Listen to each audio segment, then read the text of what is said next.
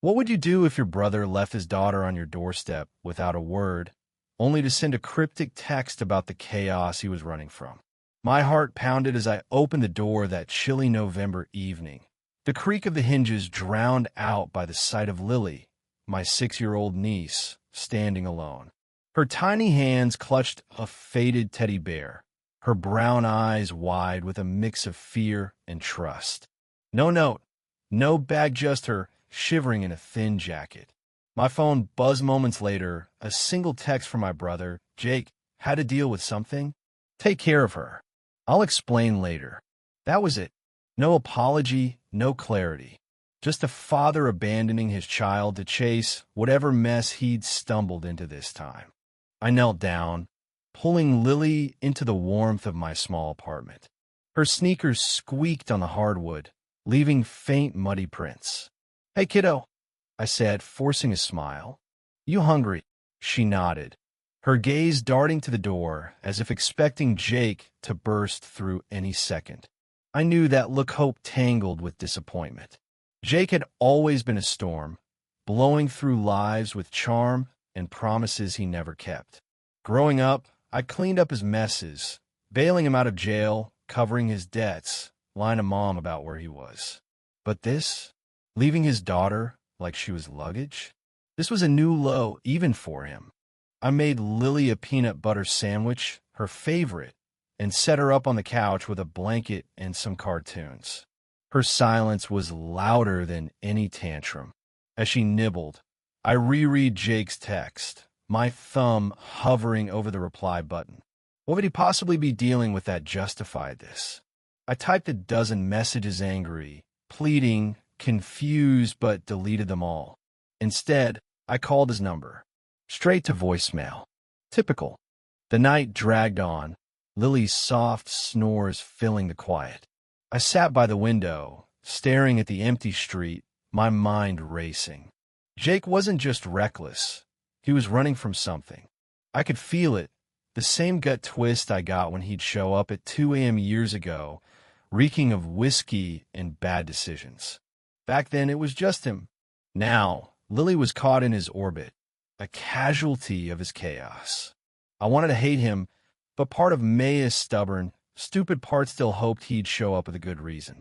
The next morning, Lily woke up brighter, her resilience a quiet miracle. She asked for pancakes, and I obliged, letting her sprinkle chocolate chips with a shy grin. As we ate, my phone buzzed again. Another text from Jake. Can't come back yet. It's complicated. She's better off with you. My blood boiled. Better off? I was a 29-year-old graphic designer, barely keeping my own life together in a one-bedroom apartment. I wasn't equipped to raise a kid. But Lily's laughter, so rare and fragile, stopped me from spiraling.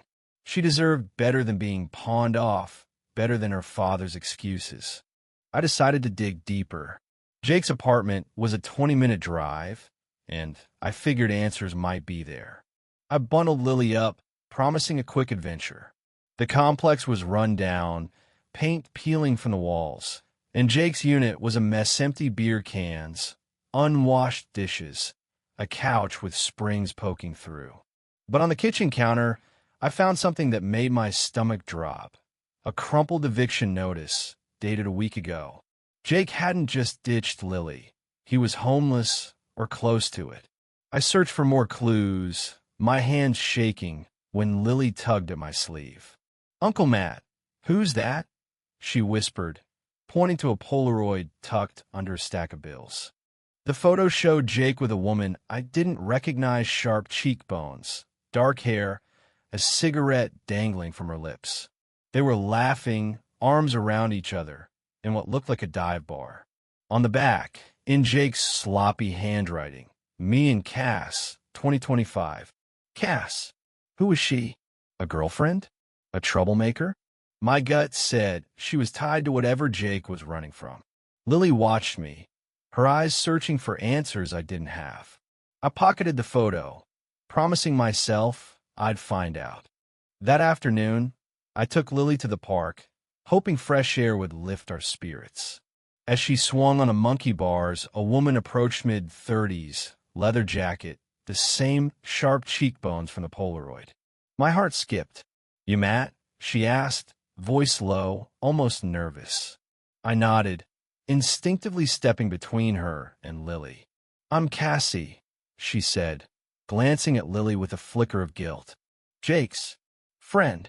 She hesitated, then spilled a story that turned my world upside down. Cassie wasn't just a fling. She was a private investigator, hired by Jake to track down Lily's mother, Sarah, who'd vanished 2 years ago. Jake had told me Sarah left to find herself, but Cassie revealed the truth. Sarah had been caught in a money-laundering scheme, forced to disappear to protect Lily. Jake, desperate to find her, had gotten in too deep with the wrong people loan sharks, small-time crooks who now wanted their money or his blood. The night he dropped Lily off, he'd been chased out of town, barely escaping a beating. Cassie had been helping him, but she was out of her depth too. "He didn't want to leave her," she said, eyes softening. "But he thought you'd keep her safe." I stood there, stunned, as Lily's laughter echoed from the playground. Jake wasn't just a deadbeat. He was a father trying to fix a mess he'd helped create. But he'd still chosen to run, leaving me to pick up the pieces. Cassie handed me a burner phone. "He'll call when he can. He loves her, Matt. He just screws up." She walked away, leaving me with more questions than answers. Days turned into weeks. Lily settled into my life, her presence a strange comfort. We built routine school drop-offs, bedtime stories, her teaching me how to braid her hair. But every night, I checked that burner phone, waiting for Jake. When he finally called, his voice was hoarse, broken. "I'm sorry, Matt," he said. "I'm trying to make it right." He was in hiding, working odd jobs to pay off debts, promising to come back for Lily. I wanted to believe him, but trust was a fragile thing. One night, as I tucked Lily in, she whispered, "Is Daddy coming back?" I froze, her question cutting deeper than any of Jake's excuses. I thought of our childhood, how I'd always covered for him, hoping he'd change.